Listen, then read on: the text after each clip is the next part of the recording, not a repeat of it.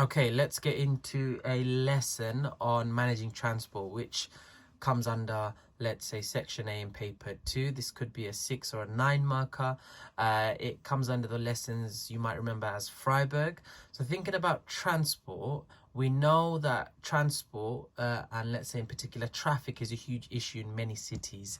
Okay, so what are the strategies being used to tackle that? So you need to know some strategies. You need to know at least 2 different examples. What have they done? Is, like, is it working to an extent, and why is it important? So think about the city you're living in. The most easiest thing you can give an example of is the congestion charge we have. What is it that you know about it? So tell the examiner that the congestion charge is a £15 daily charge. So if I was to take my car into central London and I see this sign, it will charge me £15. Okay, now that £15, okay, is obviously an inconvenience. It's pretty expensive just to enter part of London. That means that people might just be put off that and just might take public transport or tube, or might not even enter. I know a lot of people that don't even enter the congestion charge zone because they don't want to pay that £15. So say that it makes it very expensive for cars to enter. That will hopefully reduce the amount of the cars in the city. So if you say it reduces it, tell me the impact.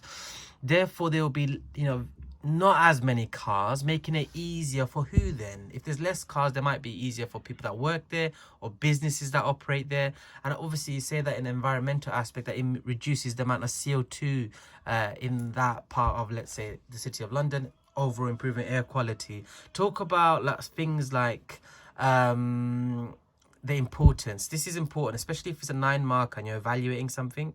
Say the importance. Having less cars will improve the access in the city, which is vital for trade and business.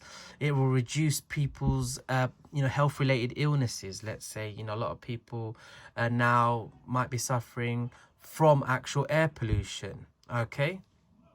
So talking about congestion charge alone isn't going to get you all the marks. Always go for 2 different case studies, especially talking about transport, where they show you different strategies around the world. So this one, look at the picture of it. It looks like a tram, and you might remember Freiburg in this particular case. So there's lots of things you can talk about how transport is being managed in terms of like traffic and stuff like that. Okay, how they're tackling all of that. So there's a few things you might want to remember, that they've done so much, Freiburg, to become this amazing city for sustainability, especially in transport. Okay, cycle lanes, they've added so much of it. Okay, they've got a tram that arrives every 8 minutes, and it's like, within 500 meters of nearly all residents living in Freiburg. So that's just the knowledge. Let's see how we explain that. So first of all, I go into it by saying, talk about how cycling is greatly encouraged. If you're going to give me that much cycling lanes and about 9,000 parking spaces for bikes within the city, you don't get that in many cities around the world. So you can say that cycling is being greatly prioritized and encouraged, and therefore it makes it easier for bike users to get around the city, and it reduces the need for cars. Okay, other things you can talk about, which is talk about cycling, then quickly move on to this idea of the tram. The tram is part of Freiburg's integrated transport system. They provide a really good, reliable service where the fares are cheap, so it means people are not worried about expensive rides. They will happily pay whatever it is and get to a part of the city because it arrives every 8 minutes. So I don't really need a car. That's what you want to say, that it makes it more reliable.